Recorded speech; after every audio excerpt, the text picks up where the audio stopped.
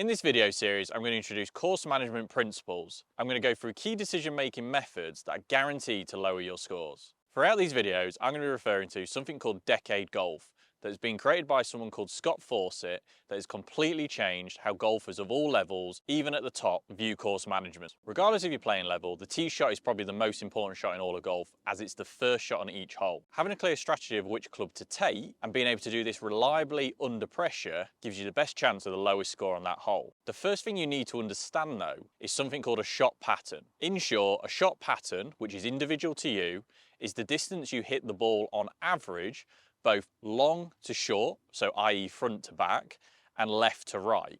This creates a circular motion that would be classed as a shot pattern and can be set to each individual club. This is something you can work out for yourself by using a radar, something like TrackMan, or even the Top Tracer, or it's something you can do with your golf coach. Once you understand your rough dispersion zone, you can then make better decisions off the tee. So for example, on this second hole, we can see they've got two deep bunkers which are at least a one-shot penalty hazard that we want to avoid at all costs. Now, depending on how far you actually hit the ball will determine how you play this hole. But let's take into account we want to completely remove the bunkers, but we can't actually carry them. Now, in order to do that, we need a 50-yard dispersion window at 215 yards. So if I was to play a tee shot and I was to choose my middle target line that I know is a 50-yard window, and I only hit it a maximum of 215 yards, I'm going to leave myself roughly a 185-yard shot into the middle of the green. So this hole automatically becomes very difficult because of where the hazards are, but also how far I'm actually hitting the ball. Whereas if I choose a different strategy and I can hit it at 280 yards, what actually happens on this particular hole is I've got a bigger window. So I've got a 70-yard dispersion window, so more room for error. And if I keep it in that window, I've only got 120 yards to the middle of the green. So with the second strategy option, naturally, I'm going to be able to gain more off the tee by being able to play that. Now, this purely depends, as I say, on how far you actually can hit the golf ball.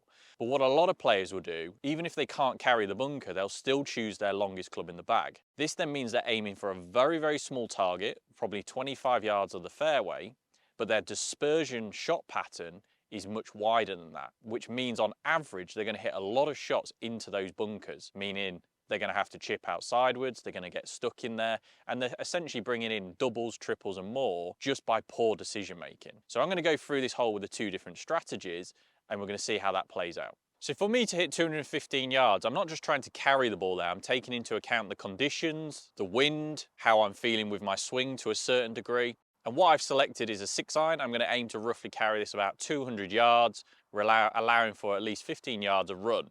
Second to that, because I've looked at a 50-yard dispersion, which obviously for the club I'm hitting would be a little bit tighter, at least probably 30 yards, I'm not just going to aim for the centre of the fairway, because if I aim for the centre of this fairway for what we can see, and I pull it slightly, I'm bringing that bunker into play. So I'm aiming actually for the centre of that shot pattern, which for me, based on what we've calculated, is just on the inside of that right bunker.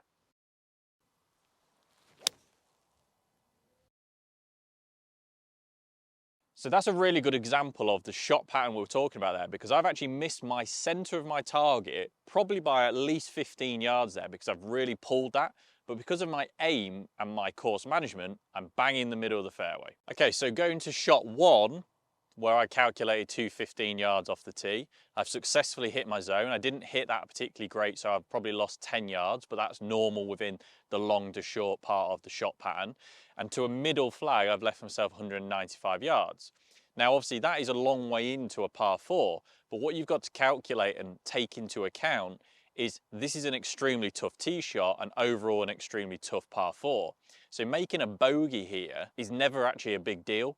It means though, by taking out these bunkers, which are true hazards, which are at least a one-shot penalty because of how deep they are, is actually mean that I've probably taken out the 6s, 7s and 8s because I've essentially removed the danger off the tee. So for the second strategy, I'm hitting a driver, so that's bigger dispersion window, but we know that's okay based on the assessment. But we also know that because of that bigger dispersion window and the size of the fairway, some shots I hit within my shot pattern are going to end up in the rough.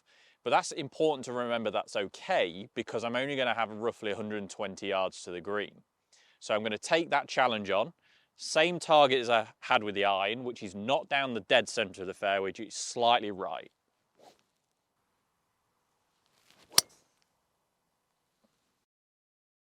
So again, I've slightly pulled that, but because of where I've aimed and I've got a little bit of fade and that's within my shot pattern from a solid hit, I'll be dead center of the fairway and have a maximum of 120 yards in. So with that tee shot, because it's a little bit downwind and I probably in some ways didn't need to hit a full-on driver, I've actually gained nearly 0.4 shots off the tee against my handicap.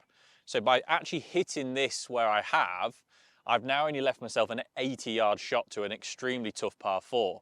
Now an 80-yard shot, regardless of playing level, is much easier to hit that closer than if I was back at 190. And that's an example where length off the tee can play a significant advantage, but only if it's utilised correctly. So as I move on to the third hole tee shot, this is a completely different test. Although it's just as tough a hole, the actual tee shot's much easier. What we know, with it being a blind shot, you can't always see the centre of your target. So this is why mapping out the course as we talk about is so effective. But the max we can really hit this until we bring in a severe bunker into play is about 255 yards. But that's at a 70-yard dispersion. If we decrease that dispersion to 50 yards, we can go up to more like 270. This is just a hole where getting the ball in play with the max yardage is the most effective strategy. So there's no real two ways of playing this. For majority of golfer, this will be the longest club in their bag.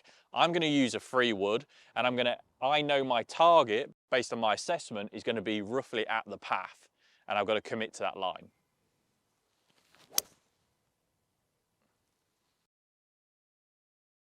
So that tee shot for me was actually a really poor swing and a poor hit, but this really emphasizes the point we're trying to get across. I've actually just ended up in the heather, so roughly only about 5 yards away from being perfect. And if it actually hit the fairway, naturally I would have gained another 30 yards, only had about 140 yards to the flag. But the reason this is important is because the dispersion window I assessed, it showed that the chances are, with the widest parts of the shot pattern, I'm going to hit either side, just go into the heather with certain shots. That doesn't mean it's the wrong strategy, because what I could do is utilize a club that gives me a tighter dispersion. Automatically I'm going to have a much longer shot into an already long hole and difficult approach shot. So just because you're going to get yourself more in play doesn't always mean that's the right strategy. So here on hole 4, and this is a great example of how different tee positions do not actually always change the course strategy. From the back tee, the furthest I can really hit the ball is 250 yards because there's a fairway bunker that is again a full hazard, a full penalty shot. Almost see some of these bunkers as actually water or something similar. So 250 yards is the window I'm looking for, which is still a long way. But on top of that, I've only got really a 60-yard window. Left or right of that is thick heather. So this is one of those tee shots that just requires a really good committed swing. But it's also one of those holes that we know that if we're not hitting the fairway and we're not gaining plenty of distance from the tee, there's a strong possibility that we're going to make at least a 5. But from this tee and how difficult the hole is with the right hazards, we've almost got to look at this as a par 4.5. So it's not obviously a par 5, but it's too difficult to call it just a basic par 4. And when you have that strategy in mind, it helps you be a bit more committed to the correct decision. Whereas if I move forward a tee onto the yellows by 40 yards, it turns out the actual strategy is still the exact same. I'm still trying to hit it short of that bunker. Going over that bunker is a big carry, but it also then brings in other bunkers and not a big area to hit the fairway. So regardless of the tee position, we're still trying to get to the same spot, albeit we're going to have to hit different clubs. Whereas a lot of different holes and different tee positions can mean you can play certain holes a lot more aggressive. Not on this course. We're not just aiming dead for the center of the fairway. We're having a clear target line, a clear start line with where we want that ball to start, because we know even if it moves off that middle, that's still within the shot pattern. And now we've just got to be committed and just hit a good golf shot.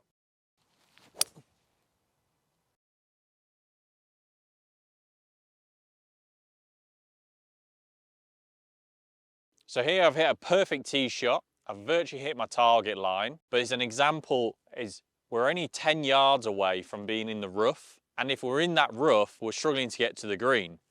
Whereas if we try to get any more aggressive and we're in the bunker, we're chipping out sideways. So this is just a really tough tee shot. If we go further back on the hole, the target is no wider and it's no easier to hit. So this is, again, that 4.5 hole. We have to play each tee shot based on what your shot pattern is, based on where the hazards are, based on how far you can actually hit it off the tee and get away with it. Not always just looking, can we hit the center of the fairway, and classing that as a good shot. So now you know how to make more reliable and better decisions off the tee that is guaranteed to lower your scoring. Don't forget to comment below and let me know which part of your game you struggle with the most and how this can help you.